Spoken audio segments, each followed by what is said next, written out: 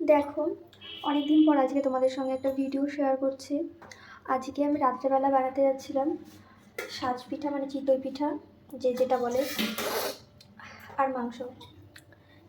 এটা দেখো, ব্যাটারটা রেডি করা হয়ে গেছে। এখানে কয়েকটা পিঠা করেছিলাম, আমি বুঝতে পারছি না পিঠাগুলো কেন এরকমটা হচ্ছে, ফুলছে না কেন।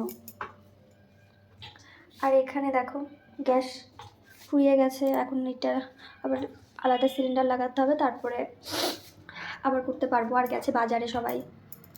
আর এদিকে দেখো, আমি মশলা টশলা সব ছাড়িয়ে রেডি করে রাখছি, আসবে তারপরে রান্না বান্না করব। আজকে করব আমাদের ছাদে একটা মা একটা উনুন করেছে, ওই উনুনে আমরা আজকে পিকনিক মতনই করব শীতের।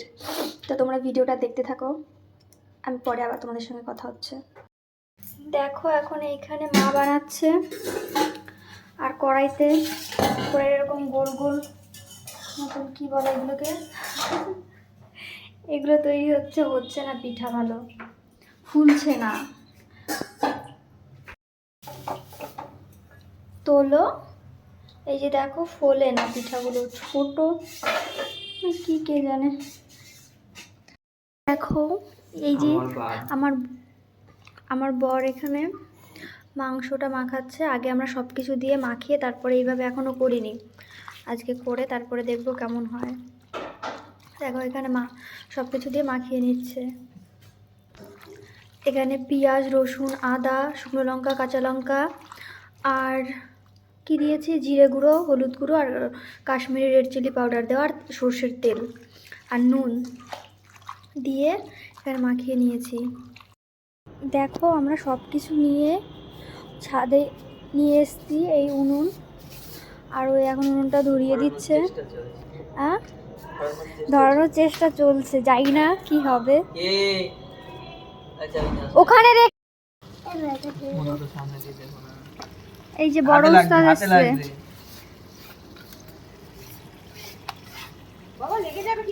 দেখো কত মানুষ এখানে রান্না করার। অল্প করে খোল।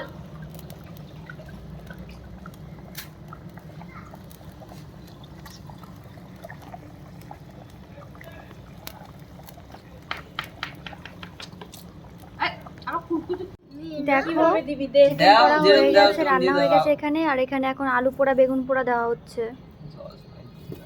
তো কি হয়েছে, কিন্তু আগুন জ্বালাতে হবে মনে হয়।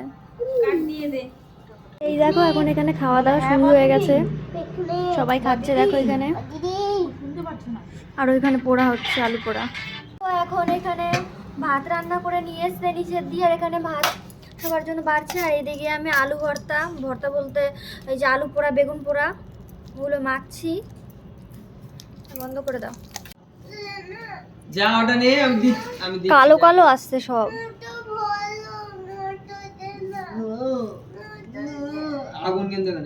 দেখো আমাদের পিকনিক হয়ে গেছে, আর চলে গেছে সবাই। এখন এইখানে গোছাতে হবে, সব পরিষ্কার করতে হবে। আর আজকের ভিডিও এই পর্যন্তই, পরে আবার নতুন কোনো ভিডিওতে তোমার সঙ্গে দেখা হবে, তোমাদের সঙ্গে। Tata, good night.